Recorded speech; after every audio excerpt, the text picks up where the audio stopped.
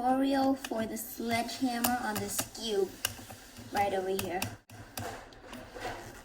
It's Yeatman, and please subscribe to this channel. And yeah, I will start explaining.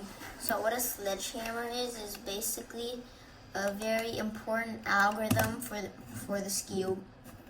So I'll show you. It's very important because it's important in the second step. And if you want to see a tutorial on how to solve the Skewb, just please comment, and if you guys want it, I'll do one. Okay. Now I'll show you what it looks like. This is what it looks like.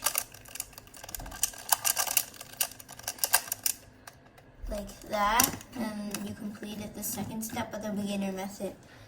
So that's why it's important, and I'll show you how it's done right now. So you just gotta go like this. You're gonna take the right side down, and then the left side goes down.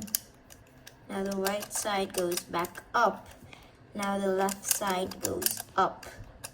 So that's basically a sledgehammer. And that's it for the video, guys.